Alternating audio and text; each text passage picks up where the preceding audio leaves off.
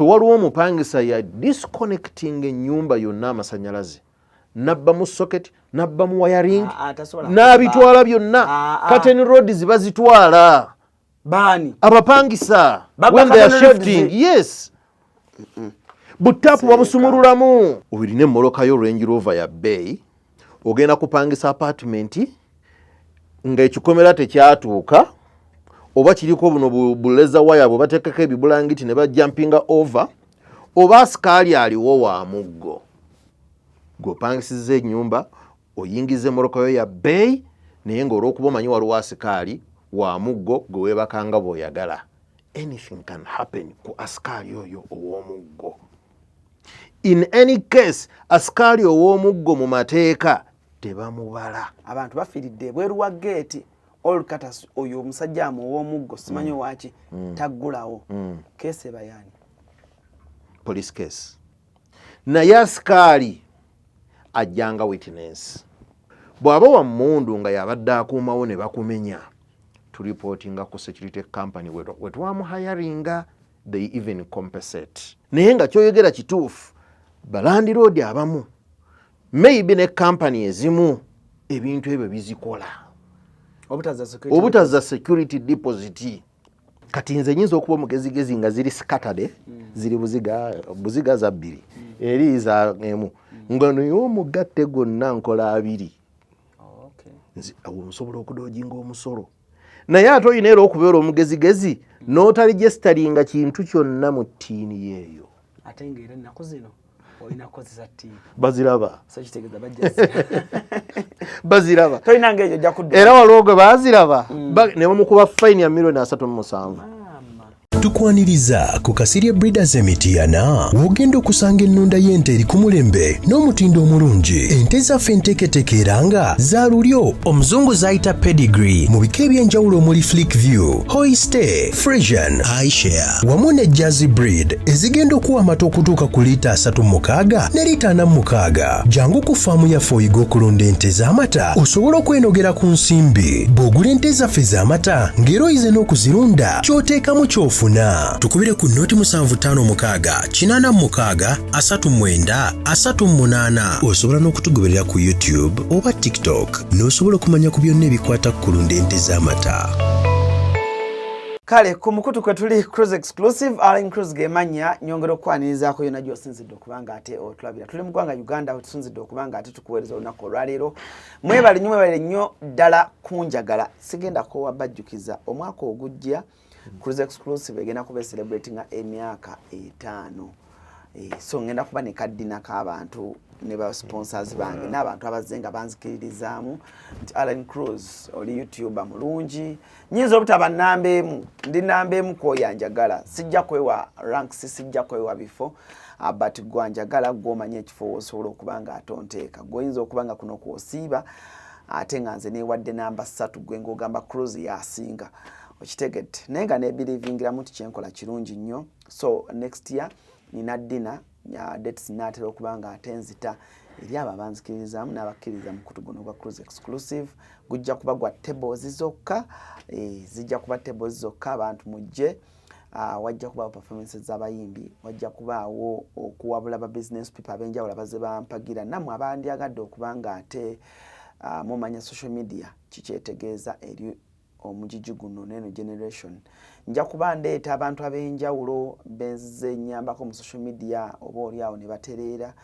nga oba oliawo kasanyalaze Allen Cruise yakabawadde n'abangi nnyo mu myaka 5 benzize nga ate oba oliawo nkwatirako. So dini ejja kuba nnungi nnyo wajja kubaayo mikwano gyange egy'enjawulo ba motivational speaker bonna benzize nkyaza abasajja ab'amaanyi aboogera obulungi abantu ab'amaanyi buli omu amanyi nti Cruise Exclusive erina kyemukoledde mu ngeri emu oba endala bajja kubaayo. So dini eyo abalabi bange abalungi bwe naata dates munyamba newoona abatojje ojja gula table ogamba Cruise guze table ofuna abootuuzaako nze kisigadde mbe nga ate nkikolera ddala bulungi nnyo bulungi ddala but bwebanga Cruise Exclusive ekoze bulungi mu myaka 5 gino ng'oba oliawo nina program zenkoze ng'oliawo zikyusizzaako obulamu bwo oyina byoyize ku channel eno ng'obiyigidde ku channel eno naku inspiring okutandika channel bangi mwijje muli eyo ojja n'onsupportinga mu ngeri gy'onaaba osiimye. Kale andi ne Haji bwe tuli bulungi nnyo tugenda kuba tubakolera programu yaffe ey'okwekulaakulanya naddala mu nnyumba ez'abapangisa na biki by'olina okumanya mu nnyumba ez'abapangisa naddala oba mu real estate oba mu bintu by'amataka naddala gwe mufuna mpola sigamba nti Haji ayogera na mufuna mpola yekka nedda wabula naawe eyafunira waggulu naye tutunulira nnyo oluusi abantu abali mu kifuna nga si nnyo oba nga tannabeera nnyo stable oba nga ali stable naye nga waliwo waaganidde awo kubanga ezo bizinesi azimanyi nnyo ate era musajja essente ye bambi agirina. Haji ku ddina njagala okutegeeza nti Wamato estate managers badde mbasaba mujja kunsponsoringa katebo tesigenda kaseera emiliyoni 2 olowooza nno kamu Wamato SS tegula tebeemu agambye ati staff ya Wamato yonna gwe just no staff ya Wamato yonna over 50 employees they are coming. They must come. Okitegedde dina egenda kubaawo kati Haji ekintu akikonyeemu barakallahu fikum Haji nyongera okwebaza naawe ng'omuntu tonkoze bubi alhamdulillah omanyi waliwo abantu betukyazaano ku channel abantu ne bagamba oyo tomuzza I know naye I've seen people nabadde Morocco eyo nensanga abasajja Abannayuganda 2 ne baŋŋamba ffe tukolere eno ne baŋŋamba naye omwami oyo tukyamulaba naye nga byayogera biri mwensa naye omanyi Alan nnaku zino Abannayuganda boogera bwe batire ne mbagamba nga ye mugambe nti mukyamulaba continue viewing then later mujja kuba ate mumbuulira ate ekiriwo naye njagala okusooka okwebaza alhamdulillah nti sinnafunayo complaint n'emu nti munnange oba omwami oyo nayogedde naye nayogera bw'ati oba omwami oyo namuwa sente zange nakola bw'ati so that means nange nasembeza omuntu omutuufu ate nga ne information gy'ogaba ku channel wano nyongera okwebaza nti enkoze bulungi ng'omuntu ebigabo by'oyogera binkoze bulungi ng'omuntu wamu n'oyo atulaba ali eyo nti bantu bapiikinze bantu bafunyeemu amagezi mangi kuba munange mu comment section wano ku WhatsApp yange messages nziraba nga muludde okukola Haji last week nga teyajja yatusuubiza emisolo but Haji naye olusaba n'ebimukwata naye bw'alabikako ng'ate tuddamu nga tukola nyongera okwebaza bambi obadde omaze obbabuuzaako yes abatuwuliza nyongera okuddamu obbabuuzaako nti mwasuze mutya mwasiibe mutya assalamu alaikum warahmatullahi wabarakatuh omwaka guno nga Wamato biki bye muyinza okucelebratinga bye mutuusizaako emikono omwaka guno 2026 ebintu bingi ebyokucelebratinga bingi nnyo the list is endless naye ekisinga byonna nti tweyongeddeko ebitundutundu 5 ku buli 100 mu estates zetumanaginga zeyongeddeko almost 50%. Mu bantu betuwa emirimu kuba ekyo na tukyenyumirizaamu nnyo tweyongeddeko ebitundutundu 5 ku buli 100. Naffe ng'abantu Katonda tumwenyumirizaamu nnyo nti atuwadde obulamu obulungi. So omwaka guno 2026 tegutusaze. Tweyongedde okusomesa abapangisa baffe okutegeera relationship yaabwe gye balina naffe gye tulina gye bali.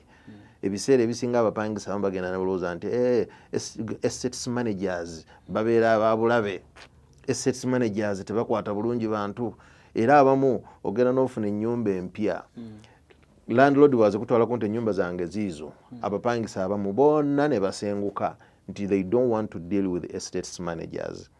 Okitegeera nga bayina eyo perception embi nti estates managers batulugunya, estates managers bakola bino. Naye ffe twadvisinga means empya ku ngeri gye tuleterezaamu relationship yaffe n'abapangisa. Olufuna ennyumba bwe tuti tusooka bonna bayita mu meeting ne tutuula nabo ne tubannyonnyola engeri gye tukola ne tutegeeragana ng'abantu. Kati of recent nabadde ne scenario oli nga tayagala kusasula mwezi gwa December ng'ata ne November bamubanjako ekitundu kati ate ng'ayagala kgenda ng'aclaiminga mbu sente ze za security deposit zikataringe for December. Ekitundu kye yalekayo ku November ng'aclaiminga nti omu ku baana ba neighbor yayasa emmotoka ye endabirwamu.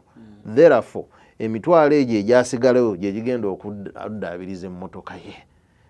Ne tumugamba bikwataganirawo ebyo byonna byoyogedde tebikwatagana.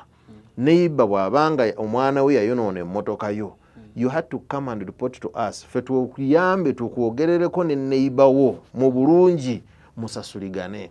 Bwe kigaana, that is malicious damage. Oba ogenda bugenzi kuki? Ku police. Zino sente za security deposit twabannyonnyola tunnyonnyola buli mupangisa nti ozisasula tezisasula rent wabula zibeerayo tuzikuuma nga bw'oba otuuse okuva mu nnyumba oyina kyoyonoonye kwe tutoola ne tukitereeza ne tukuwa balance. Ebiseera ebisinga obungi abapangisa ayonoona ennyumba nga bw'aba yakulekera security deposit wa million ng'ennyumba weetaaga million 3. Kati ne tusikamu ku muguwaawo naye ne neesitula ng'akawono kangende mbeere ng'amusomesa obuki obusomesa ne musomesa damage ezezo omwana wa neighbor ze yakola ne musomesa security deposit era twagenza okuvaawo nga ategedde what to do nga balance wa November amusasudde ne current month wa December mu bulungi December nga amusasudde ne twebala era bwe twebaze ku million emu ya security deposit ng'ayinamu bu damages wa mitwalo nga 57 era ne tumuwa balance ne bu damages obwo ne tuleeta abo fixinga ng'alaba biiru y'amazzi mitwalo 9 ne tugisasula ng'alaba ku sente za security deposit nimubuuza kati balance is how much nti balance ana ne tuzikwata ne tuzimuwa kati kankubuuze genda kunnyumira olwaleero ng'omwaka guggwako esebo ogenda ku recording ebintu bino binziremu esebo abapangisa abasenguka ennyumba ffe ne tuziddamu baleka yaka balekako bills z'amasanyalaze yes baleka bills z'amazzi yes yes baleka ebiku yes alani abapangisa ennyumba gy'ogenda okuddamu yes owulira bino byenkugolopera njagala ombuulire mwe balandi road n'osanga omupangisa waliwo ennyumba ezimu eziri eyo nga tebannafuna yaka abakimanyi bakimanyi oli n'agenda ku mita nga yaleka amasannyalaze kuliko biiru landi road ng'alaba amazzi nga kuliko biiru ennyumba ng'erimu ebiku oba busoketi nga bwafa oba busoketi nga bwafa owulira yes bwe mba nnyingira nga nze nnyingira omupya bwe nkiriyalinga ebintu ebyo landi road twebala oba kinkakatako oli ayinza okulaba ng'abuuziza ekibuuzo nti alani okirabirawo naye abantu bayise mu bintu ebyo ne bamugatta biiru y'amazzi naye ng'omupangisa abaddemu yagirekamu onfuna abamu bakwata mu yaka abantu mbalaba nga bakomplainia naye ng'ennyumba gyagenzeemu abaddemu yali yakwata mu kayaka n'agwa mu biiru ezitali zize we bajja ne bafayininga ye tutandikiraawo kakati Alan era ennyumba omuntu waba agiyingira ng'oli mupangisa tuwe conditions entuufu omupangisa zalina okutunuulira ng'oyingira ennyumba y'omusajja oba omukazi by'olina obuuza yes kati ffe nga bawamato estates management ffe nga ffe tuyina kye tukola kye tuyita inventory inventory ye lisiti ya ennyumba nga bwefaanana n'ebigirimu tukuleetera lisiti eyo y'ebintu ebyo nti mu nnyumba mulimu sockets 10 zonna za England ne tuzikulaga nti enemu 2 3 4 zonna zikola n'okkiriza n'osayininga mbu zikola ennyumba erina paint everywhere paint mupya Kala ki nti purple haze. Kala ki nti soft white. No ticking anti ennyumba yonna eri painted. It's brand new. Ennyumba glasses zonna ezirimu zikola. Ennyumba shower ekola. Ennyumba butapu obulimu bukola. Ennyumba eri ku zero balance wa water bill. Ennyumba eri ku zero balance wa yaka. No signing olupapula olwo byonna. N'oyingira ennyumba nga teriiko query. Kyova olaba bw'oba ogivaamu tukugamba gireke nga bwe wakola ki? Nga bwe wagiyingira. Ebyo byonna bye twalistinga n'obisayininga nti bikola bituufu. Bw'oba ovaamu birina okubeera nga bisigala bikola nga bwe wabisanga. Amazzi nga gali ku zero, amasanzi nga gali ku zero, busoketi bwonna nga bukola, ennyumba peyinti nga bwe wagisanga nga mpya. Abaana bwe baba wandiiseeko ogikyafuwazza era tuleeta gundi quotation ntukugamba tikati ennyumba eno okuddamu ogisiiga erabike nga bwe yali yeetaaga ssente bwe ziti and you pay. Gwatanavaamu Gwagenda ovaamu. Jjukira wagiyingira yonna tugitereezizza ng'eri on point. Kati ekiseera bwe kituuka ng'ovaamu era oyina oggireka nga bwe yali. Bwe waba nga waliwo biwayonoona osasula ne tubitereeza. So that omupangisa omulala bw'ajja nayo okuyingira agisanga nga ggwe bwe wagisanga. waliwo ekiryani feya Kiruwa. oŋŋambye omupangisa bw'aba ava mu nnyumba Yeah. nze nali nze mbadde mmanyi oba mba ndowooza mbadde nsasula zino ssente z'okubeera mu nnyumba. Lwaki ndi kumukogera ku mupangisa talina kyayonoonye?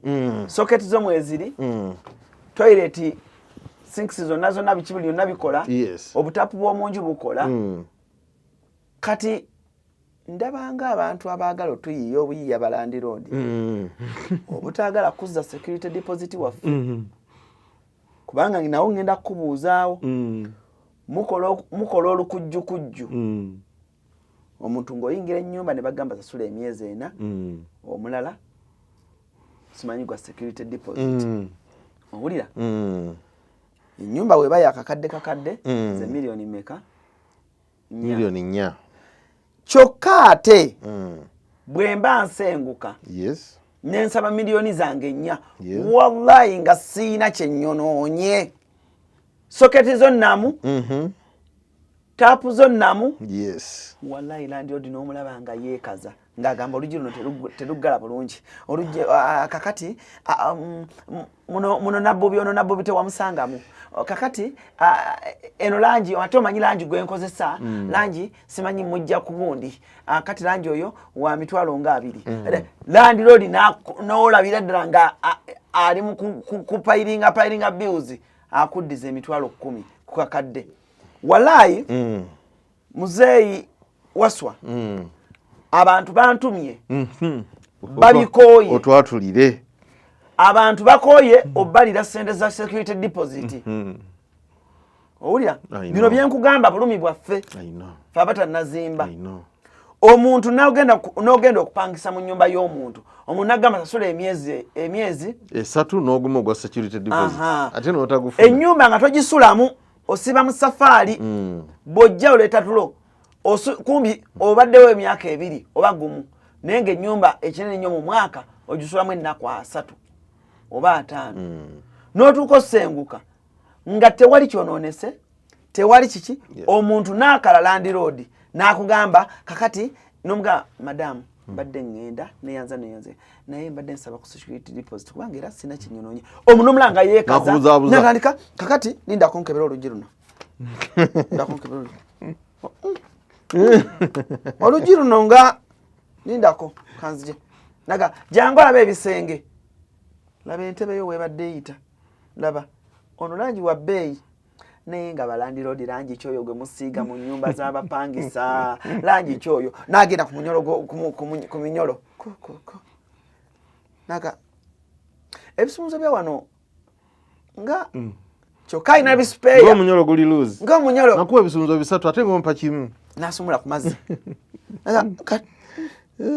taapu zange zino taapu zange wallahi anko waswa abantu bakooye okubabbira security deposit ovudde mu nyumba toyina kyoyonoonye landlord yeekaza mbuno sasula kino sasula kiri sasula kino sasula kiri wallahi nga tayagala kuddiza kakaddeko kati ekyomukisa wali okazizaayo ko wali oddiza omuntu sente ze nga tocomplaininze ekyomukisa omulungi Alan ndi landlord ate njogerera Wamato Estates Management Uganda Limited for transparency services.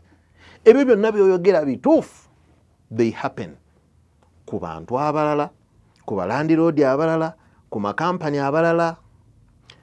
Bituufu bihappeninga nnyo naye mu Wamato tebihappeninga. Okugeza ngenda kuwa relevant examples. Twalina omu ku balandiroodi yanjatulira. Alina apartments nnungi zikola ssente ddala. Nanga nze no sizza security deposit w'abantu. Ne mugamba osaaga nno ffe togenda kutta linnya lyaffe. Era mu ntandikwa twasikanga nnyo naye omuguwa nti Alan ava mu nju. Naye security deposit we ali eyo twamukuwa. Muleete tumumuddize. Muleete tuggyeko damages zaakoze tumuwe ki balance. Mpaka lwe twasikanga nnyo omuguwa mpaka lwe yanjatulira.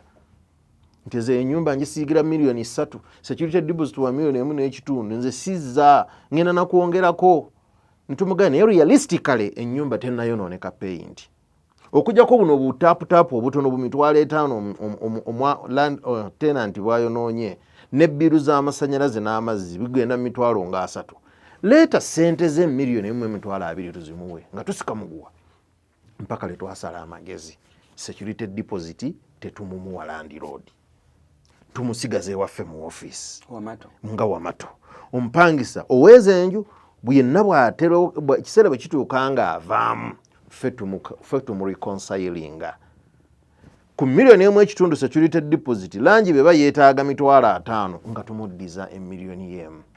Yes, just yesterday ku Sunday nabadde na waka omupangisa nankubira nga atuuse okuva mu nnyumba kankulage evidence njagala onsomere wano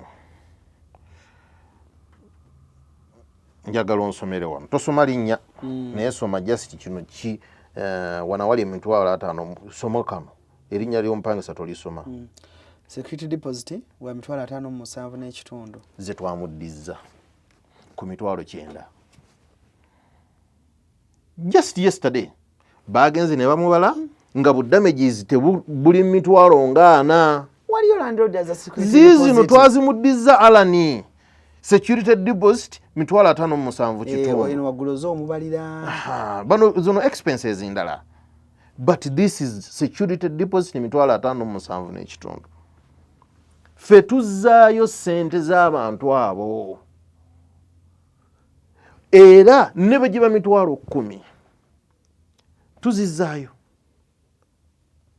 omupangisa yenna tukola agreement naye kyovula ffe mu Wamato towulirangako nti ono atucomplainingako bwekiti ono atucomplainingako bwekiti never naye nga kyoyogera kituufu balandiroodi abamu maybe ne kampani ezimu ebintu ebyo bizikola obutazza security deposit naye ffe twasiba omutima tujja bulungi ku nnyumba yo paint bwe bajja oyonoonye nga tukugamba paint tugulireyo emikebe 3 nga tugijjako mitwalo 19 bw'oba kaswiki ke wakutula tukkiriziganya n'osayininga n'okusayininga we don't take your money by force. Lwaki akantu ako baakaleeta edda tekaali akaki aka security deposit tugenda mu nnyumba zange nga tuzigenda mu nnyumba nga bw'omala olw'obulando lwe batakubanja ogenda bugenda Alan katuufu yes katuufu nnyo lwaki nti ojja kugenda opangisa ennyumba y'omusajja omugambe nti ennyumba saagala giyingira nga tonnagisiiga langi saagala giyingira nga eriko bino eriko biri ng'okwata ssente milioni 3 ku renovatinga nnyumba n'egireeti edda bupya kati kibeera very unfair gwe nga Alan okupangisa ennyumba eyo nga ezze bupya ekiseera nkituuka n'ogivaamu ate ng'ogidibaze fe waliwo omupangisa ya disconnecting ennyumba yonna amasanyalaze nabba mu socket nabba mu wiring n'abitwala byonna curtain rods bazitwala bani abapangisa when they are shifting yes butapu babusumululamu client waffe yagula ebintu ebungereza n'abiteeka mu rentals ze nga birabika bulungi kuva ku mataala sockets na biki ali awo London omupangisa bwe yali ashiftinga yabisumululamu byonna n'agenda abisiba mu nnyumba kano balandiroad bakomentinge bambuulire abapangisa babba curtain rods mu mayumba abapangisa nga basenguka bajja mu sockets ez'ennungi ez'omulembe ez'e London bajja mu taapu ez'ennungi zishawa bazisumululamu ne bazitwala buno obuyaka babutwala abapangisa yes I'm telling you this Alan babba ebintu ebyo byonna omupangisa nga asenguka kati eri security deposit gy'oba walekayo emuyamba kuba ate n'ekirala abeera mu nnyumba ng'agikuuma bulungi eriyo akasente kange aka security deposit bwe naadibaga ennyumba eno abasajja abo abaawamato tebajja kampa kugamba abeera mu nnyumba ng'alina obuvunaanyizibwa obw'ekika ekyawaggulu kuba aba ayagala bw'asenguka kali akasente ke kawe miliyoni emu ka security deposit mukamuddize landlord wangi kankubuuze lwaki we batubba ffe abapangisa lwaki mukoma ku sorry ng'ate mwatugamba oluusi ne security nga bababbye eki ne bajja ne bamenya ennyumba yange nga siriiwo kyokka nga mwatugamba ku apartment kuliko security era nga n'omukuumi waali njogera ku abo abalina abakuumi twogera ku apartments ne bajja ne babba omupangisa landlord n'akoma ku sorry abamu n'atakuba ssimu n'aliina ng'omwezi guweddeko n'ajja abanja ssente naye nga munnyini we nali nnyingira ku byeyambalira muwakamu ekitundu yaŋŋamba wano walungi nnyo security weeri n'olengera ekikomera nga bazze ne bagenda nga bajja ku obutaala number plate ku mmotoka naye landlord n'abula ensonyi ziga nti bannaye tuyiyiza tutya kati ffe what we do eyo problem naffe tugifunye nnyo mu Wamato nga mulinawo security guard asikaali waali wa muggo oba wa kasaale omupangisa ne bamumenya ne batwala ebintu era abapangisa bangi abayagala nagaana kusasula naye security owaffe gwe tuteeka ku nnyumba ow'akasaale ow'omuggo kukuyamba kugulawo geeti ng'okomyewo na kugulawo geeti ng'ofulumye na kumanya ani azze awaka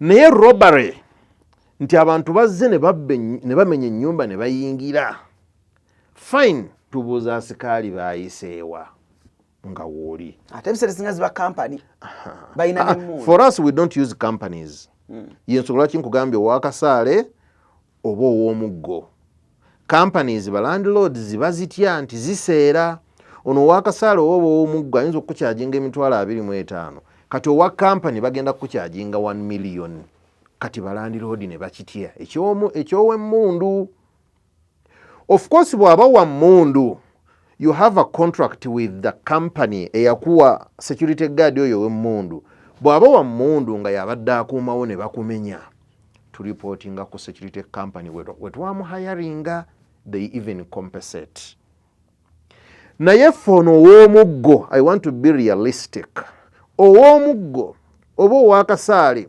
tetulina contract yonna namupangisa oba n'oyo nti in case ababbi bazze ne bamenya ennyumba ye asasula oba ffe Wamatu tusasula oba landlord asasula there is no contract realistically naawe olaba kirabe nti oli wa muggo talina kyamaanyi kyagenda kukola ku security kisukkaawo kukuggulira geeti na kukuggalira bwe bajja ababbi nga bammundu era ayinza okugamba bazze nga bammundu bazze ne bansibira mu kayumba kange there is no way company nga Wamatu okukompensatinga oba nga landlord kiba kitegeeza nti amagezi amatono ge tuyinza okusalawo amangu kugenda ku poliisi ne tuggulawo ogwo omusango. Poliisi n'etuyamba okunoonya abo ababbi. Yes, kirabika ng'ekigazi ekyokkaluubiriza, but that's the law. Okay. Genda ku poliisi nti ababbi bayingidde ne bamenya ennyumba yange, poliisi ejja kutekinga over. Okay. Mr. Waswa, kankubuuze. Yes. Bwe mba nzimbye amayumba gange, saawa zino gawedde. Yes, sebo. Njagala amayumba gange gano gakwasa Wamato. Yes. Ku kintu kya security, what would you advise me before nga tonnakwata ku nnyumba zange? Oba advising n'omupangisa ali eyo nga taziwadde Wamato. Yes. Kubanga kyenjagala otuyambe wano. Tugenda kulwanyisa tutya obumenyi bw'amayumba. Obumenyi bw'amayumba nga omupangisa amaliriza yafiiriddwa yekka nga landlord tekimukwatako. Yes. Because that's what we are going through fenga abapangisa. You buy your expensive car, you're living in apartments ezo waliwo companies solooza, and they are saying bakugamba security weeri. Owulira? Then abamu ne babanga bakugamba if you're parking your car inside the gate, park at your own risk. Kitegedde? Yes. Balandoli abamu ne bagana n'okugamba ki ekikomyawo ekiro. You've seen such cases? Like you want omupangisa asasula $1.5 million, oyagala atandika kudictatinga sawa mmeka zalina kukomawo. Abamu ne balandoli ne bajja ne ku miryango gyaffe ne bagamba abannanga ababbi ennaku zino bangi nnyo, mweggalire era bw'ofuna ekiro obuzibu tebitukwatako. But I'm giving you money and it's my life. Me I believe when back ku nyumba za landlord ovunanyizibwa ku bulamu bwange, kubanga bwe nfiira mu nyumba yo poliisi esooka nnoonya landlord. Ompulira? Yeah. Kitegeeza onvunanyizibwako. Yeah. Naye tubbiddwa mu nyumba, emmotoka zaffe bazibbyeko obutaala. Yeah. Saagala oyogerenga wa Wamato. Yeah. Njagala owa amagezi. General view. Eri balandlord. Tugenda kukola tutya nga bwenzibwa landlord tutuulanga abantu. Emmotoka yange bwegibwako obutaala, bwegibwako number plate biki tutuulanga abantu. Yeah. Naye babbi abantu mu nyumba ezo balandlord mulaze nti sorry abamu nze obadde oyagala nzijaawo nkuume, but you told me security is good. Mwentwalidde n'abakeedi. There is the way how the law works in Uganda ku balandlord gye sitegeeramu nti omupangisa yewe bamubba kiri okay. It's not okay. It's not okay. You get? Omwezi ne guggwako n'olaba muzeeyi Waswa ngaze bampe sente zange, omupangisa n'agamba mu bulungi nga Mr. Waswa okuwa sente sirina buzibu. Mr. Waswa banzibye emmotoka yange ya $1,000,000 bagibbyeko number plate bagibbyeko noga yogera n'asikaali. Nze njogere n'asikaali ku mmotoka $1,000,000. I've been paying this house for over 2 years. You get? Yeah, I get. As a landlord, namwe abadealinga mu kusolooza ennyumba zino, is there any video solution? Kati for starters, endagaano eno gye mukola nga muyingira mu bupangisa nkulu, ebyo byonna by'oyogedde tebirina kwogerebwa nga bimaze kutuukawo. Birina kwogerebwako nga muyingira mu ndagaano y'obupangisa. Tukozesa excitement nga tuyingira mu Exactly. Landlord akozesa excitement afunye ku ssente myezi 6. Ennyumba ye badde eruddewo n'apapa n'akola risiiti. Naawe n'okozesa excitement oyinza okuba opangisiza mugole yakugambira zijja kusulako nagyera ennyumba tugifunye n'osasula because tubirabyeko. Okitegeera kati okupapa okwo kubaleetera obutatunulamu. Tugenda kutambuza tutya obupangisa buno? Ebizibu ebyandibadde bigwawo mu birowoozeeko, mu biteeseeko, mu bifunire solution nga tebinnakola ki? Nga tebinnagwawo. That's where the problem is. Okugeza. ekyo kyennyini ky'obadde oyogerako. Obirina emmoloka yo Range Rover ya Bay, ogenda kupangisa apartment nga ekikomera tekyatuuka oba kiriko buno buleza waya bwe bateekako ebibulangiti ne bajumpinga over, oba asikaali aliwo wa muggo. Gweopangisiza ennyumba oyingiza emmoloka yo ya Bay naye ng'olw'okuba omanyi waliwo asikaali wa muggo gwe weebakanga bw'oyagala. Anything can happen ku asikaali oyo ow'omuggo. In any case, asikaali ow'omuggo mu mateeka tebamubala. What? Asikaali ow'omuggo ow'akasaale Bambu. oyo wasimanyi batuuni mu mateeka tebamumala. Era bwe munaagenda ku poliisi nti asikaali wuno landiroodi bayinza n'okukusiba wa hiring omuntu atali mutuufu ku hiring bwakukola bwa security. Companies eziri registered weeziri. Wow, this is nice. Including police. Osobola okugenda mu police no applyinga okuwanga obukuumi ewwo. Even when you want military, you go and apply. Ne bakuwa tukuwadde aba military police babiri. Tukuwadde aba police eya bulijjo babiri babeere nga bakuumanga ewwo ekiro oba emisana. Waliwo security companies eziri registered ezisasula n'omusolo nga zo ziyina n'emmundu. Bamukkiriza okuba essasi. Yes, kuba ali registered. Kati ebizibu ebyo byonna ebyokubbibwa bwe bituukawo poliisi etunuulira ebyo byonna. Mumugamba wa poliisi mumugamba police case mugigamba nti twateekawo wa security. Babuuza wa security aluwa nga muleeta oyo asikaali mwamujja abi Owakasa. mwamujja Karamujong Abimu. ayina batuuni ayina kasaale ayina muggo oluusi tayina na ID. Wavaawa okolera kampani kinti banzija mu kyalo e Karamoja. Ebyo landiroodi oba ogenda ddugwamu.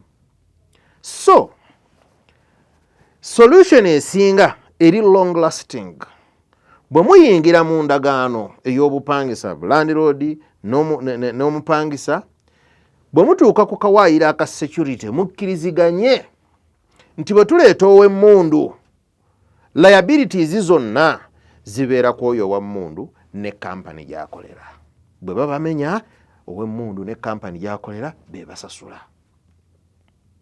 Of which it is even obvious nti bw'oleeta ow'emmundu you sign a contract mu kampani eyo byonna ne mubikkaanyaako nti ow'emmundu wa security guard waffe tumukuwadde tewali kigenda kubbibwa. Ekibbibwa kyonna tujja kuestablishinga mata tusasuligane. Ekyo kikkiriziganye n'abapangisa nga bayingira depending on the contract you have with the security company. Era omupangisa ajja kubeera seefu nnyo ne bwaleka ennyumba ye nga kuliko kufulu emu as long as kuliko kufulu. So si kugireka nga sinzigale. Bw'agireka nga sinzigale ne obwawo ab'emmundu 100 nga teyagiggadde tasasulwa. Kubeera mu insurance bw'ogenda mu insurance emmoloka n'ogi-inshuringa n'ogiwa Alan nga talina driving permit n'agikuba ekigo ne bakizuula nti Alan teyalina driving permit, they don't pay you back. So bwe bakizuula nti emmoloka gwe wagi-inshuringa era bwe yagudde ekigo gwe wennyini gwe wabaddemu ng'ate totamidde oyina ne permit ng'eyina n'amataala teriiko damages, they pay you. Ne ku kyennyumba bwe kiri ow'emmundu bw'abeera ku gate olina okuggalawo ennyumba yo 24/7. Singa ow'emmundu ajja naga abaakubbye because ennyumba yo wabadde togiggadde, no one will pay you. Naye twagala ow'emmundu ajja agambe nti baamenye bumenyi. Kubanga ow'emmundu ajja kuprisoninga tewaggaddewo nnyumba, maybe neighbor number 9 yeyakubbye, maybe neighbor number 10 yeyakubbye. Okitegeera, maybe one of your visitors ye yakubbye because tewaggaddewo nnyumba. Tunaategeera ani akubbye. Kati bw'oyingira ennyumba eyo ng'eriko ow'emmundu, endagaano ejja kubeera well and good, ejja kuba clear. But ow'emmundu eyo bw'aba waali ng'ennyumba ya $1.5 million, landlord ayinza okukukyajinga $2 million This is where the problem is. Damu. Bojja ku nnyumba ogipangisa nga ya miliyoni 1.5 nga gwe oyagala wa sikaali wa mmundu from either police or military oba security companies eziri registered, landlord ajja kukyajinga miliyoni 2 mu kifo kye miliyoni 1.5 because those companies are also expensive. Tosuubira landlord kukwata mu ssente ze kusasula ezo company. Ye. Seeka. Omanye miliyoni 1.5. Sente nyingi, and it depends on the nature of the house. So you can't protect me. You can't protect. Okay, not me. You can't protect us. Abapangisa 8. Yes. Tukuwa miliyoni 1.5. Let's calculate. Bannange nedda. Kakati miliyoni batugamba notugamba aba bana ba security ab'emmundu babawe emitwalo 25. Tewali wa mmundu. Nkugambye ab'emmundu bakyajinga 1 million. Company siye kuchaji, company ye kuchajinga. So sorry owe mundu. You are dealing with a company. That's being unfair bananga abatulaba. That's being unfair. It is very fair. Let me explain. Alan, let me explain it. Let me first calculate my boss. Nedda. Eno argument. Ne ku TikTok bajja giteekayo. Kati tukwata miliyoni 1.5 Alan tuzitemeteme. Mu kitundu. Yes. Ate juka muntu gamba tusasulira amazzi, tusasulira yaka, tusasulira bills. Genda mpola kwata miliyoni 1.5 tutandiko gitematema. Miliyoni 1.5. Yes. Times 8 bapangisa. Omwomu mupangisa omwomu. Gwe tuba tukola tubala. Miliyoni 1.5 jake emitwalo 8 eja cleaner. Kirino wachi. A cleaning apartment. Musasula emitwalo 8 okukleaninga. Tebalina cleaner gwe batuwa. Buli fe waffe. Buli nyumba ezaffe weziri we clean. Gwe kyogamba ennyumba waliwo ennyumba ze batalongoosa. Okusaawa ebimuli, okwera pavers, okuzikuuta. Okay, huh? That one. Jako emitwalo 8 egy'omulongoosa. Buli muntu bamujjako emitwalo 8. Yes. Buli muntu tusooka kubala muntu omwomu. Ne bannange mutubbye luno. Kakati jjako. Tugamba tuzimbe. It is a security company that is managing your estate.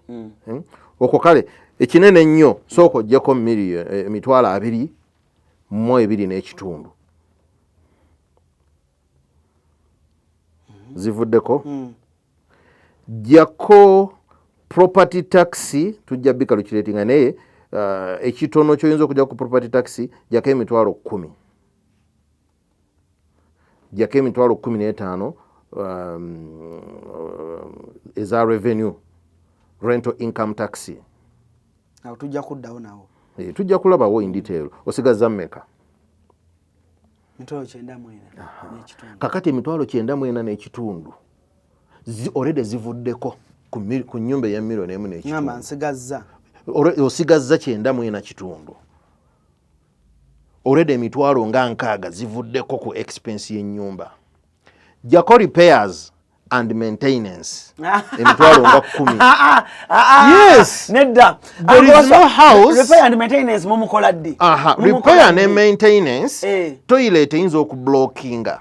And you need someone to come and unblock it. Muzitusaba. No. Nti omwana wa plumbing ajjawo. Tetusaba mupangisa sente za unblockage. Tetuzimusaba. Kino nkyogera ku landlord, sisogera ngaba wamato. Wali landlord azisaba taliyo. And omupangisa ne bozimusaba era tajja zikuwa. Because it is your responsibility. Nakugamba. No. Bwegajaminga era landlord yagwa mu ggwale. Teri mupangisa ezo azisasula.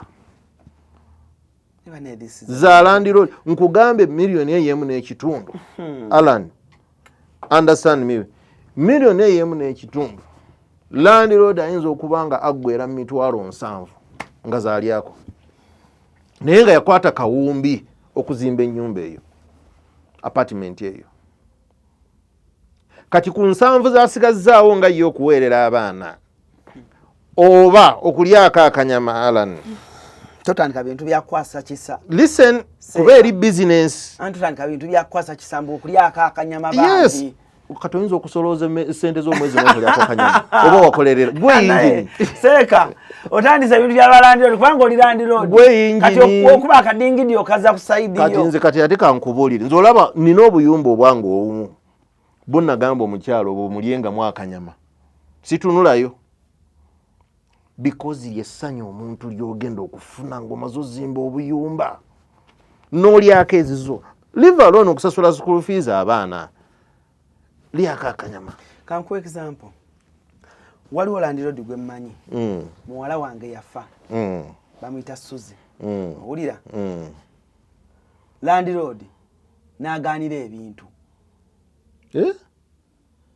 landiroodi n'agaanira ebintu n'abigabana sinabigaanira n'abigabana balandiroodi bagabanya ebintu bya barelatives baffe nga bafudde ne babireka mu nju no ogenda mu nju relative oyo yali abeera n'osanga firiji bagitwala ebintu ebyebeeyi babitwala electronics bazitwala biki byonna nga babitwala landlord ne yeekaza anti kati alani obuzzi bw'emisango tebuli nti omuntu agenze n'akuba gundi agenze nabba gundi tebuli eyo yokka obuzzi bw'emisango buli mu buli koona y'ensi yonna eno kati landiroodi bwaddira ebintu by'omufu n'abitwala n'atakkiriza na barelatives bitwala bwebwo obuzzi bw'emisango obwetaaga ne police to intervene singa omufu afa nodda singa omuntu afa nga landiroodi abadde abanja omufu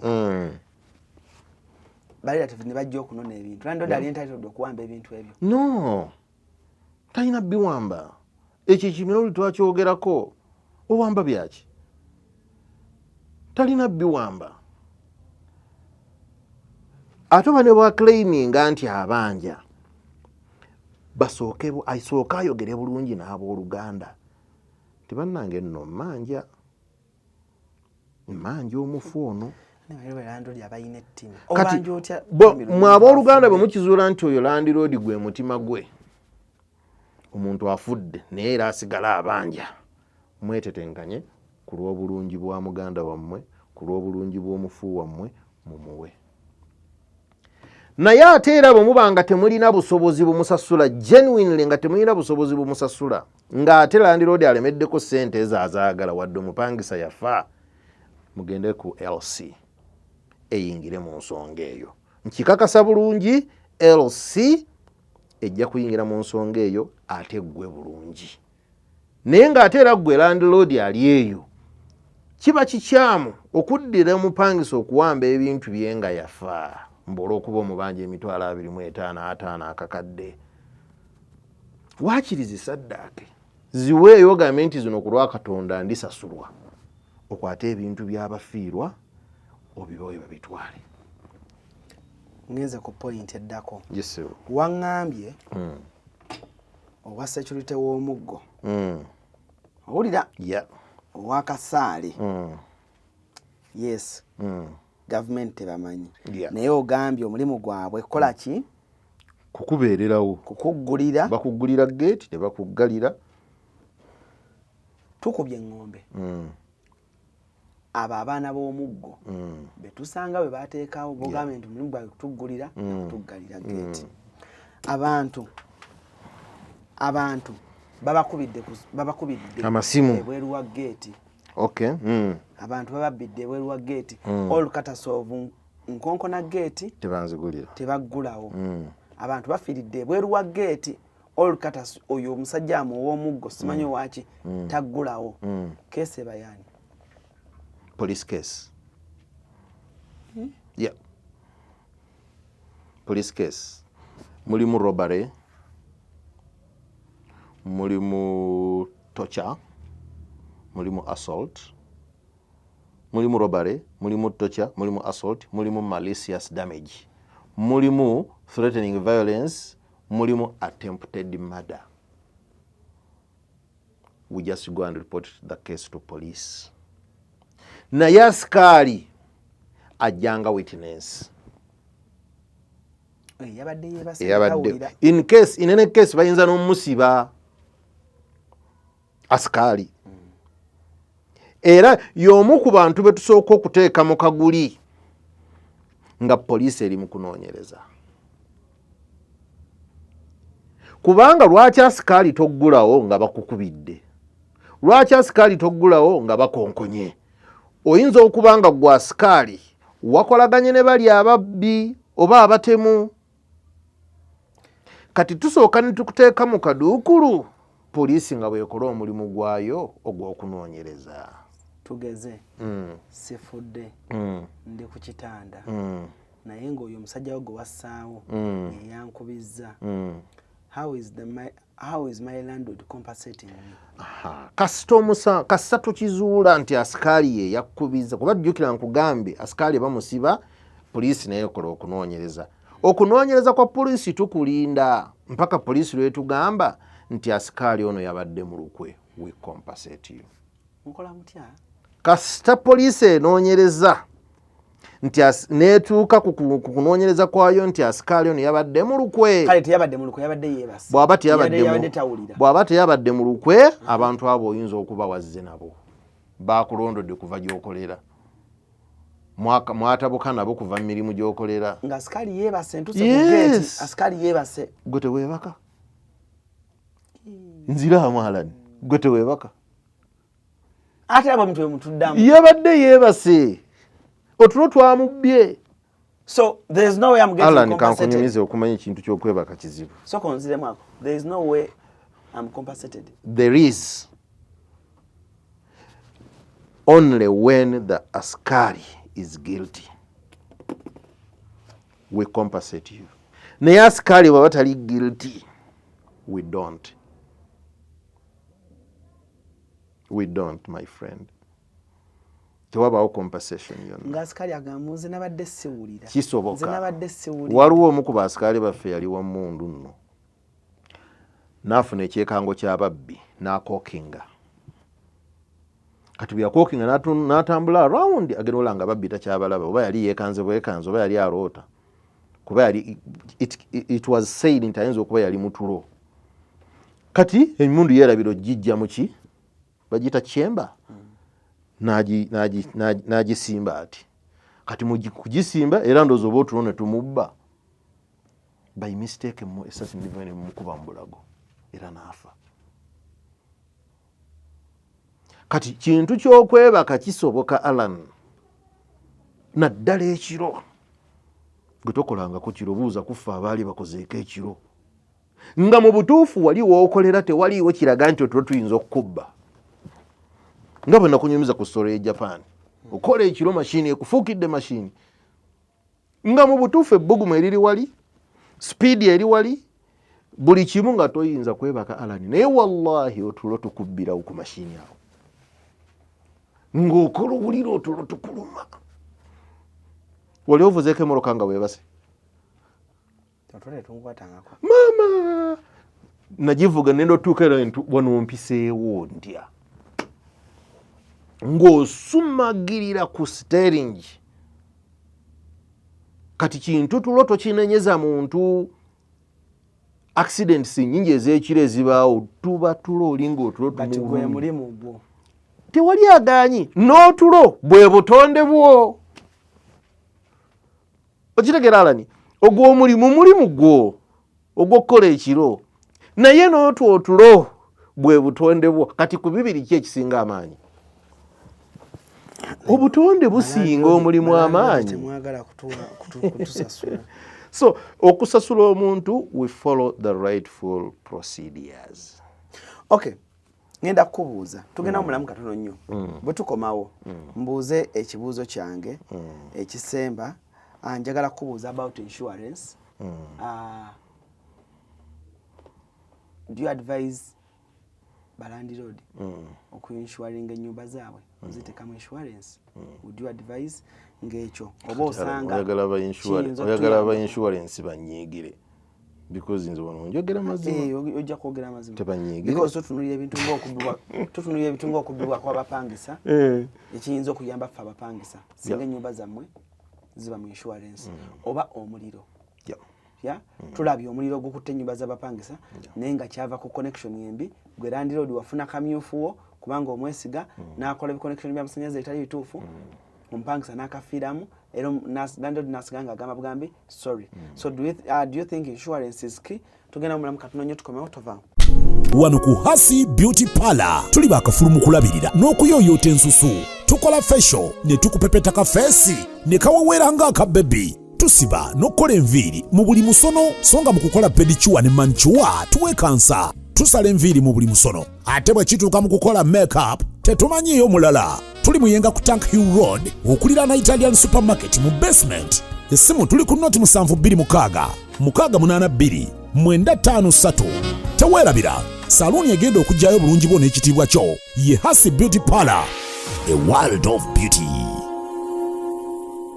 Tukwaniriza ku Kasirye Breeders Emitiana wogenda okusanga ennunda y'ente eri ku mulembe n'omutindo omulungi. Ente zaffe enteeketeeke era nga za lulyo omuzungu z'ayita pedigree mu bika eby'enjawulo omuli Flickview, Holstein, Friesian, Ayrshire wamu ne Jersey breed ezigenda okuwa amata okutuuka ku liita 36 ne liita 46. Jangu ku faamu yaffe oyiga okulunda ente z'amata osobola okwenogera ku nsimbi. Bw'ogula ente zaffe z'amata ng'era oyize n'okuzirunda ky'oteekamu ky'ofuna.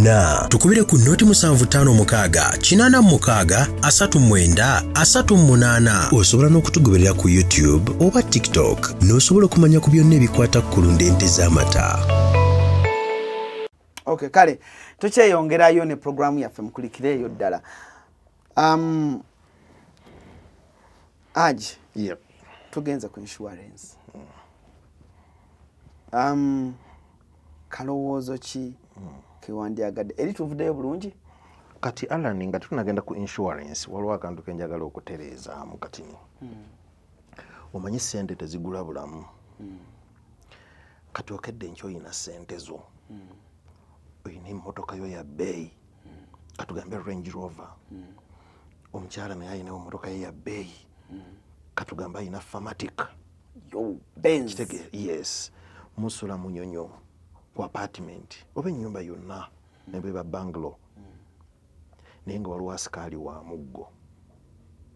Gw'okimanyi Benz eyo oba Famatic omwana asobola okujja n'abuuka ekikomera n'agikola byonna by'ayagala okukkakkana nga weetaaga miliyoni nga 10 okugizzaawo nga bw'ebadde.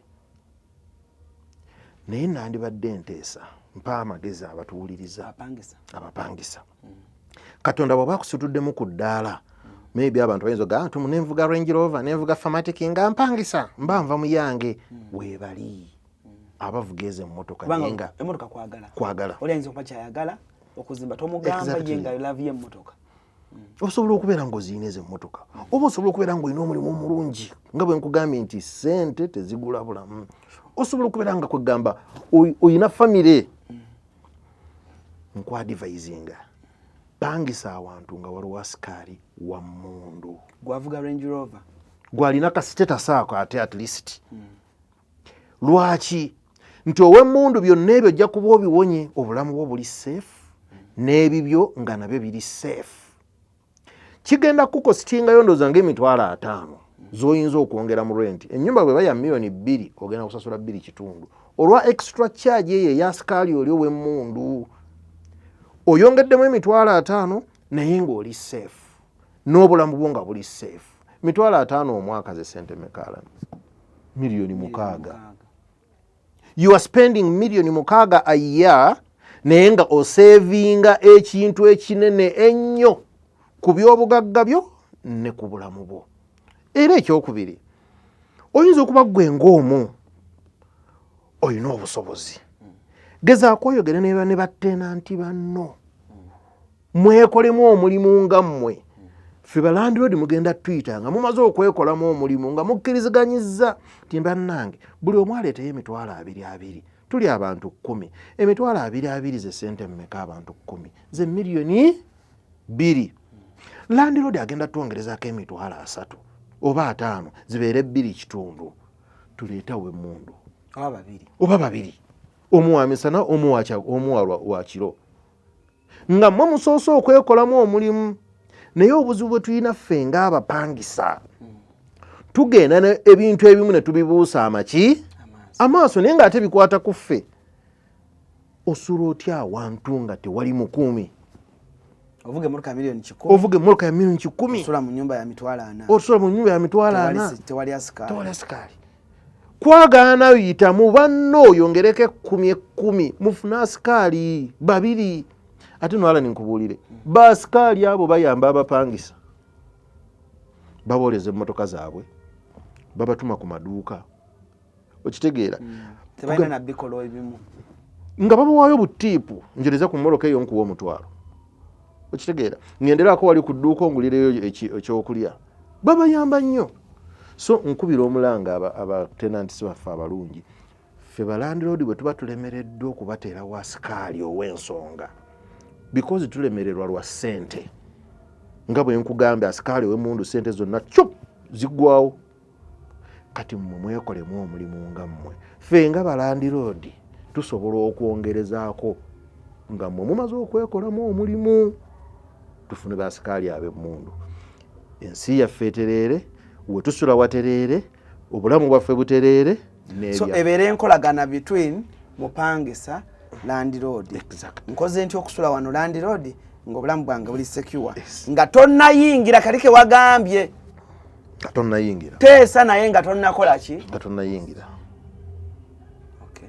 kuba awo nange nga landiroodi mba mpulira nnyo naye bwe mmala okukwata ssente waliwo ebiteeso by'oleeta nga ndabanga ebinkaluubiriza olede ssente wazimpa dda ntutta obwana bwange ku ssomero ndiddeko akanyama nkozeeko bino nkozeeko biri kati ate oleetamu ekyasikaali kireete wano mu ntandikwa nti ssente ziizino nzirina milioni 1.5 naye njagala nkwongereko 2 ebeeremu 7 tuyiye asikaali ow'emmundu. We have companies fenga mu wamatu zetulikolagana nazo z'abasikaali b'emmundu tubayita nga tukola bukozi contract nabo nga batuwa ab'emmundu. Okay, tugende ku nsonga ya insurance. Do you advise balandiroodi naddala balandiroodi abayina amayumba amalungi gotukako noga nyumba yono nga nnungi, do you advise them to insure oba to enter insurance ne amayumba gaabwe? Because tusanze situation where nyumba zikutte omuliro and ompangisa ali bubi ku landiroodi. Tusanze situations where abapangisa babiddwa. Tusanze insurance, tusanze incidents where abapangisa bamuyingiridde ne bamutta abano babasalasala bamba bakubya amasasi. Do you think insurance kikulu mu mulimu guno ogwamwego mulimu ogwokupangisa ogwokuzimba amayumba agokupangisa? Kati Alan, insurance nungi. I wish we knew. Insurance nungi kuvyerera ku bulamu bwo obw'abaana bo n'ebibyo. Bw'ozimba akayumba ko nga kalimu insurance, you relax. Nga kalimu insurance, you relax. Naye ekizibu kiri eki, knowledge of insurance and its policies. Ekizibu mu insurance kiri eki, we have no knowledge about insurance and its policies. Tetumanyi insurance ekola etya, ekolera wa. Mu masomero gaffe levels zonna up to the university, I'm lucky yonna nayitayo, teri knowledge eyo. Nti from A to Z insurance ne bagikusomesa from A to Z. Noyingira ekintu ng'okimanyi. It is not easy. Naye nga ate mu insurance okusasula, because they can pay you even after 5 years or 10 years or how many years. Why is that? Yeah, you cannot be the lucky one ne bakusasula in 1 week. Kitwalako akaseera. Lwaki? Banoonyereza omuliro guno gwavuddewa. In fact, Alan, ennyumba ye eyinza okujja ne bajja ne bakujjako statement, ne bayitawo emyezi 2 ne bakujjako statement, ne bayitawo emyezi 5 ne bakujjako statement, kasita basanga nga waseeka full stop mu statement eyasooka, mu statement ey'okubiri full stop teriiwo, crossed. Doli wabagamba oli ambadde saati ya blue by the time wagenda ku scene mu statement yasooka. Kati mu statement ey'okubiri n'obagamba nali mu kanzu nali nva na ku Juma crossed. They don't pay you. Even when there is a minor mistake mu kukola statement ya insurance. Kyovula nagambye ogenda kundeetera aba insurance okunyiigira. A minor mistake. Baje basasule time boogere. Basobola okugaana okukusasula.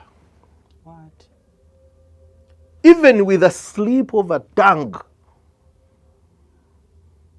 Nga bwe nakugambye owadde mutabani we mmotoka is a learner. Agikubye ekigo. It is insured. Tebakuwa wadde olw'ataano.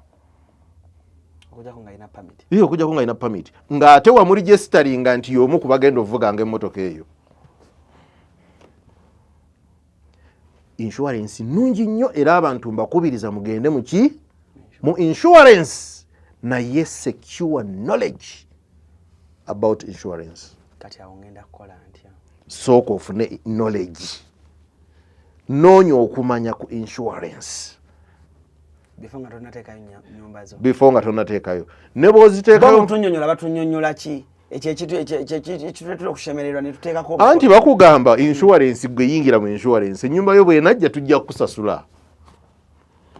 Gwe bw'oba align. Toyinza gissaayo. Emmoloka yo gi-insuring. Put comprehensive insurance. Bwe bagibba, we'll buy you a new one. Ne gundi wuli bamugulira emmotoka endala. Gundi emmoloka ye yali ekaddiye ne bamugulira endala. Kati ate nkubuulireko. Waliwo abayaaye b'omu kibuga abamanyi how insurance works. Agula emmoloka ye nga mpya n'agiteeka mu insurance. N'agivuga eba ekaddiye n'agikola ebintu ne bamuwa endala. Kuba yeetoolola insurance n'agitegeera. Kati gwe atabitegeera. Haji oli bamuwadde emmotoka endala. Emmoloka ye yafunye ekizibu ne bamuwa endala. Yayidde omuliro ne bamuwa endala. Kuba ye yeetoolola insurance. N'amanya where we bayinza mmusasulira na wa we batayinza mmusasulira. Byagoberera. Okitegeera. Kubanga mu kibuga abagezi bangi. Era companies eze nene. Zina engeri gye zikola loose nene. Nga tezirina bwe zikivaamu. Those big companies. Yensonga lwaki ziba careful. Osanga company nga ina group of counsels, lawyer, abakola ku legal issues. Ngera babasasula buli mwezi. Osanga kati ngeyo Shell. Nge ina lawyer. Tosobola kubawangula in anything. Beetegekera. Kati abagezigezi b'omu kibuga beetooloola amakampani ago amanene ne bafuna engeri gye bagenda okufuna ssente mu ago amaki amakampani amanene.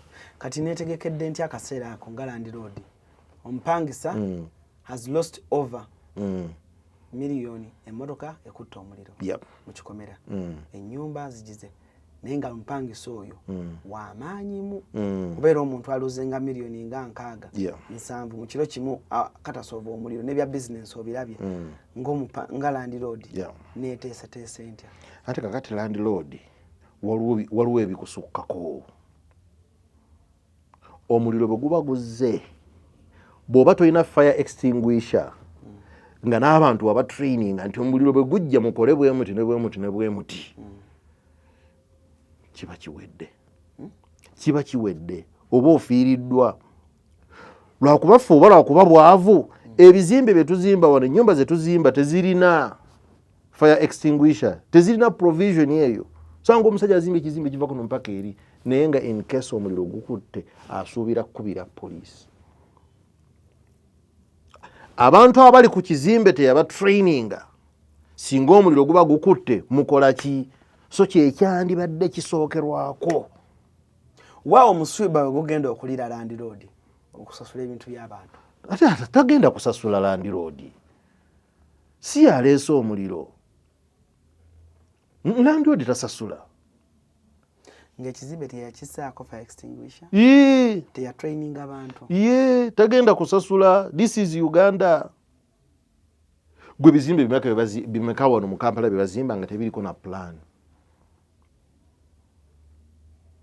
nga tebiriko na plan, nga tebiriko approval ya State Council. Kandako kannemye okutegeera. Kati Uganda system volongoto ennyumba yejja abapangisa ne bafiirwa ebyabwe n'emmotoka n'ebintu ebirala era still ne babasiibuza. Sorry.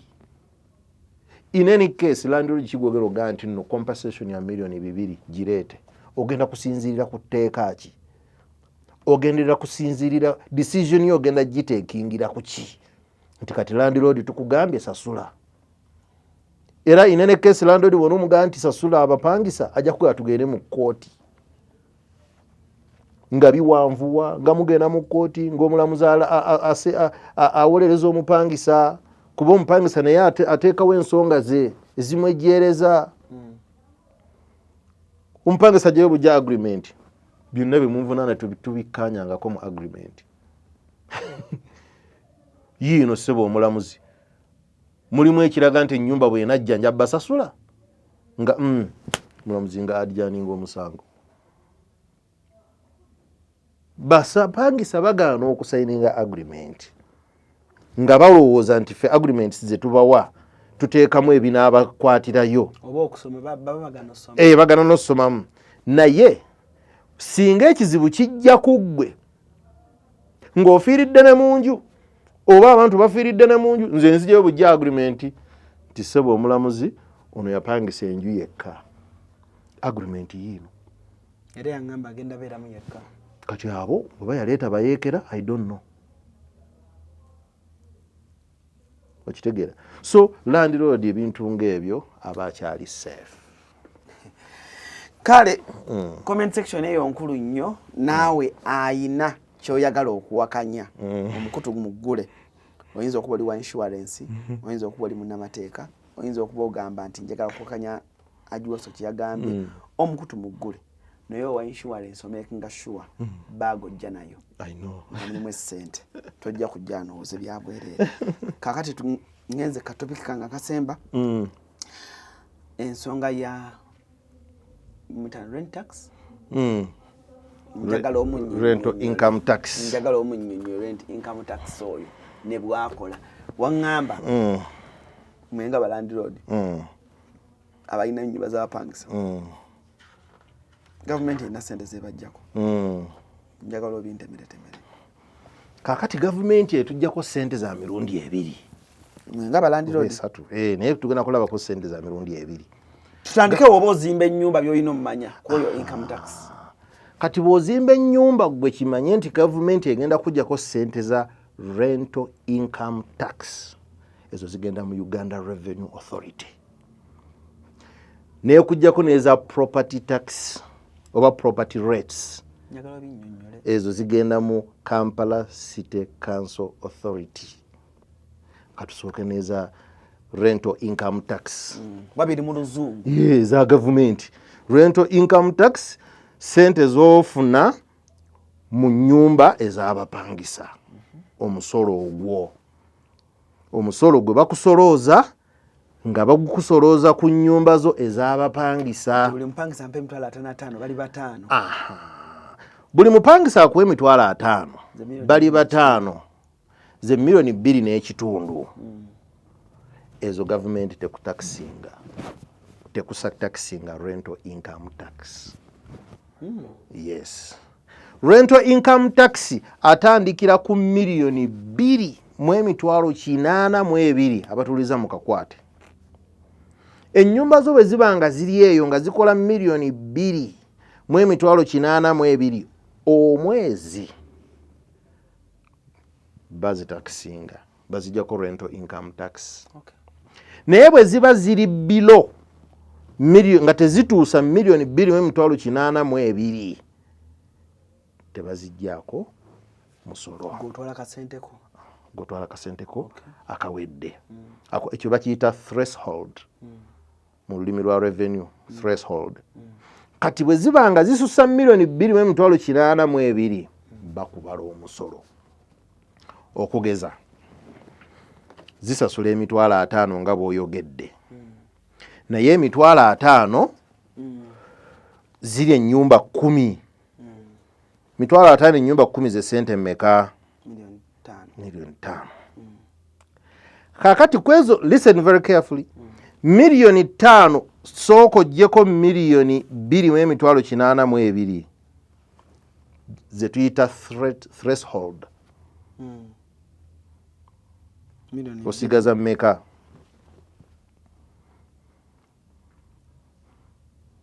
Osigaza million 2.18 tukaddemu. Million 5 ennyumba zo ze zikola omwezi. Kati million ezo 5 osooka n'ojjako bakikola bwe bati million 5 times 10, million 5 times 12 omwaka mulamba zibeera million 6. Ziba million 6. Million 6 jako threshold ziri ze batugambye million 2.82. Okay, million 6 jako 2.82 osigaza million osigaza million 5.7 16 ze bagenda okutakisinga zino. Kubanga threshold ziri ze bajjako 2.82 ze zigenda mu ennyumba ezimu teziriimu bantu, ze zigenda mu bills, ze zigenda mu askari, ze zigenda mu buyonjo, repair and maintenance. Kati ne bagamba tuzijjeko ezo tuzimulekere. Balance zigenda kubeera million 5.7 omwaka. Kuba tebakukyajinga 5.7 tebakukyajinga buli mwezi, bakukyajinga buli mwaka. Era ogenda ne weggulirawo file kye tuyita okufayilinga mu revenue n'obagamba ennyumba zange zikola million 5 buli mwezi, omwaka ze million 6. Era mulimu omupangisa Alani, mulimu Waswa, mulimu Kizito, mulimu gundi, sente zizino ze basasudde bonna omwaka. If you even want obateerako ne receipts to prove them tiddala zino ze sente ze basasudde. Kati million 5.7 kwe batakisinga 12%. 0.12%. Ku million 5.7 bajjako omusolo gwa 12%. Ze million 6.86 mu 1,600 omwaka. Zitooleko zino sente Alani. Ofunye omwaka ennyumba zo zikoze million 5.7 18. Jako omusolo gwa revenue million 6 86 1,600 ojjako million 6 emitwalo 86 mu 1,600. Okitegeera Alani? Osigazza million 5 mu 3.84 ku million 5.7. Kiba kitegeeza gavumenti ogiwaddeko million 6 mu 800 gwe musolo gwa gavumenti gw'olina okusasula. Ba MP ne bakyakala ne beeyagala, ba RDCs ne bafuna abaani, zezo sente zo z'osasula ezigenda mu abo. Kyova olaba nze honestly speaking, bw'oba wali osasudde ku musolo, you cannot be in support of the amount of money that MPs get for nothing. Realistically for nothing. Now oyinza okubeera na argument yo n'okisupportinga in any way. You cannot pay taxes nga bwe tuzisasula. Kiri so painful. Naye ng'owulira mu parliament sente baziryanga bwe baagala. Kubanga sementi ng'ozimba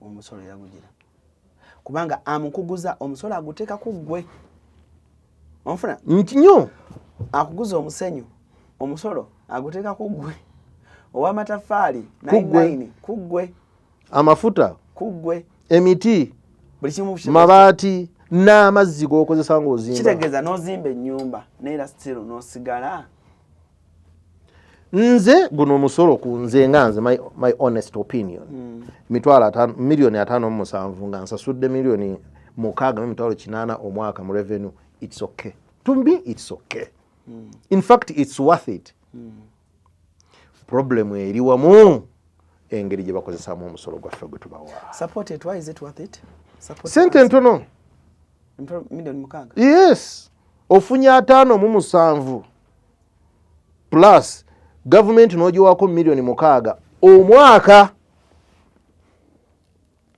it is fair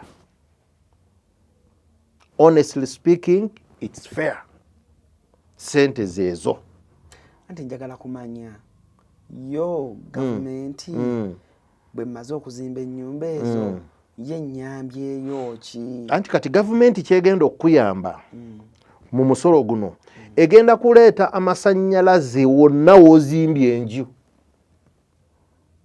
egenda kuleeta amazzi wonna w'ozimbye enju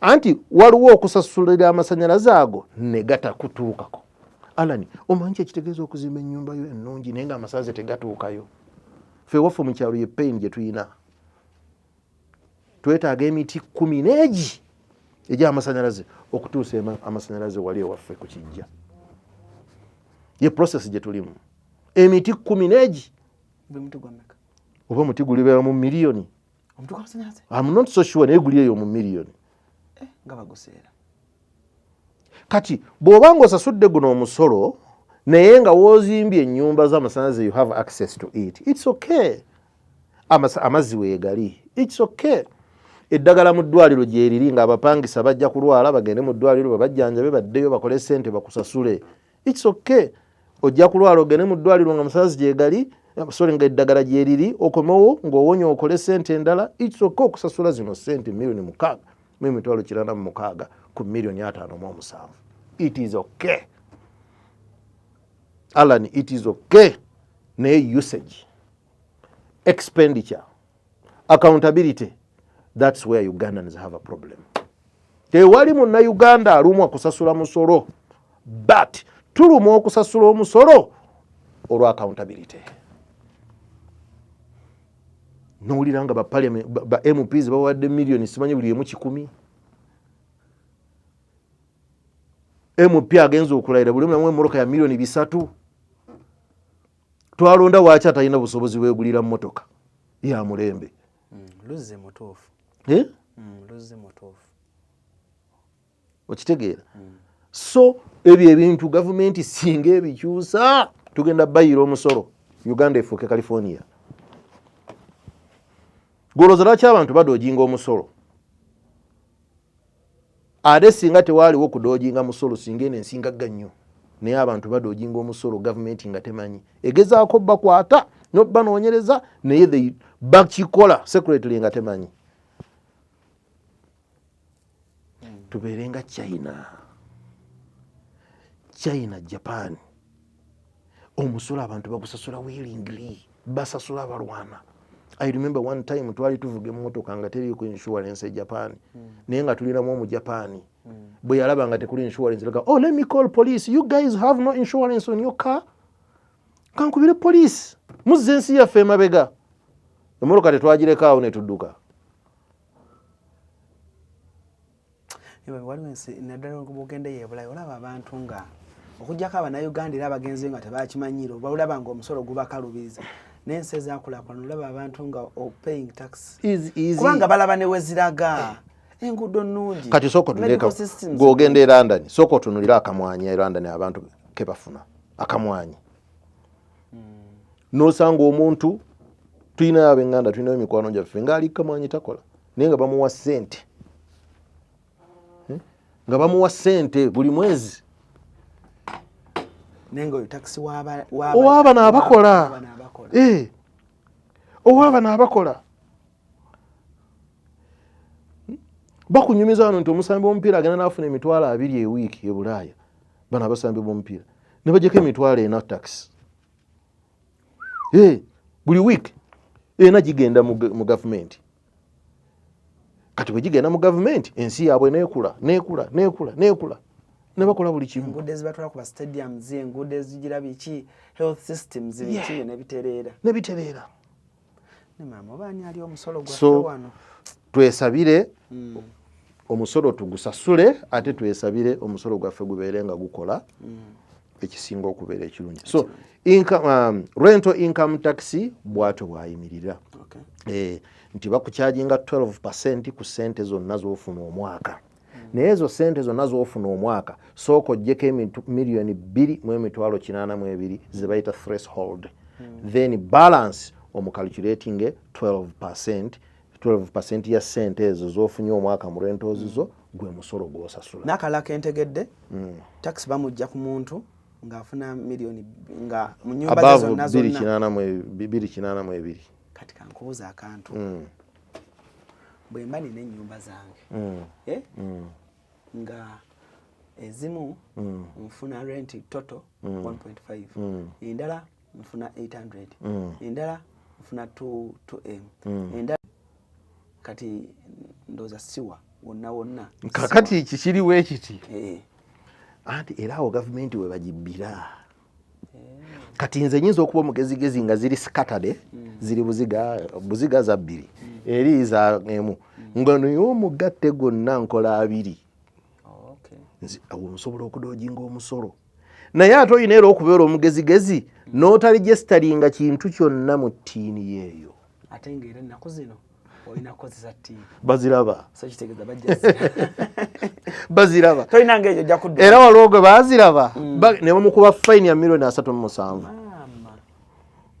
So sasula omusolo. Ne bamugaa ez'egindi zikola so beera legit sasula omusolo gwa URA okwewala ebyo nabina kubanga ojja kugezaako okwetoolatola bwoti omuntu akuveemu agende mu URA agambe nti abalimba baga tukubanja omusolo myaka 10 ate wallahi kasaba kiteeka mu system yaabwe beba ne Museveni erabira mu secretary n'anyiga epesa ati Alan kati tumubanja $10,000,000 tekikyuka